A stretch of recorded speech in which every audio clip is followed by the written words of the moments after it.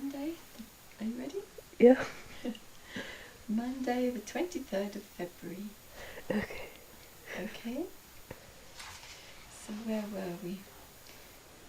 We were by the On the Red beach, Sea, looking at the stars, looking at the not stars, believing almost how crying big at the the universe corals. was. Got woken up by Alf shaking me. I always thought he was such a quiet person. We had the luxuries of a loo, etc. to use, and then we set off, stopping briefly at a Bedouin village. We followed the same coastal road back, past the Coral Island, my favourite place, I think.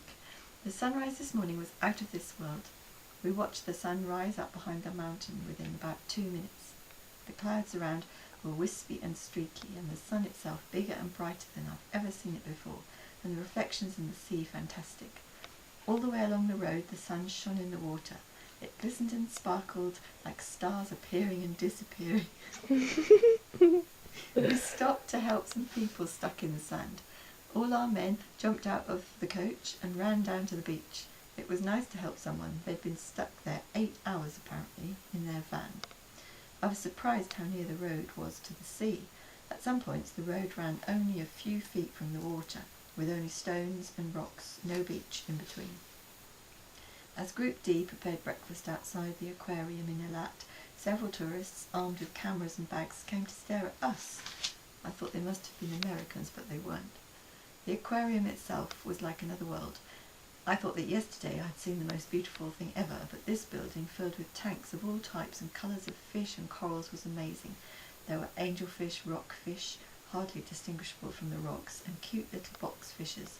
There was even seahorses and an octopus, neither of which I'd ever seen swimming about in real life before.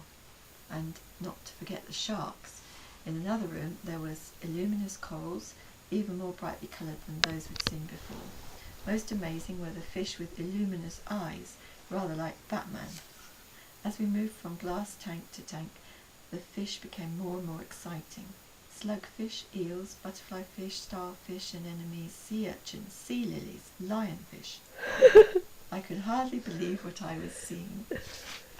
We also went to the underwater observatory, a little way out to sea, where we went down under sea level, and we were able to see more corals and beautiful fish. This observatory wasn't quite so stunning as the aquarium, and it was packed with people, but it was nice, as Delane said, to see the fish in their natural environment, and surprising to think that this strange world existed only a few metres out to sea. We didn't really have enough time looking around here, because at 11 a.m. we had to set off again. We went to the beach in Eilat, and although it wasn't the best of weathers, I went for a swim and then lay on the beach reading The Hobbit, which I still haven't finished. After an hour we left Eilat and the Red Sea behind and drove off into the rocky countryside. We stopped to look at the remains of an Egyptian temple in the Barak Canyon, and we also climbed up what are known as Solomon's Pillars. The rocks all around contained tin, and this is still mined there today. You could see evidence of this in the green and red streaked rocks around. There were some amazing rock formations in the area, like arches and the Mushroom Rock. We got caught in the middle of a sandstorm at this point, and this was on the news on the radio. A little further from the Barak Canyon there was a nature reserve containing animals that existed in biblical times. The only things we could see from the road were some sort of brown and white antelope, but Chilik says they have things like elephants there too. Question mark, exclamation mark in brackets. Don't know. We were supposed to have dinner at a kibbutz, but we only stayed long enough to wash dishes and buy drinks and chocolate. I had nothing to eat, but I wish now that I'd bought something, because it's 8:50 p.m. and we still haven't eaten. We decided to combine lunch and dinner and have it later because of the sandstorm. The place where we're staying tonight is a farm belonging to 4 families who left Yagur a while ago to start business by themselves. They always put up volunteers every time there's a trip. I'm glad we're indoors tonight because the ground is wet and it looks as though it might rain again. On the way here from the other kibbutz where Ingmarie used to work, we danced on the bus. It was so funny, about 10 of us trying to keep our balance while dancing in the aisle. When there was a slow dance on the radio, we did a waltz and everyone put down the blinds on the windows, and Nick flashed his torch as if we were in a disco.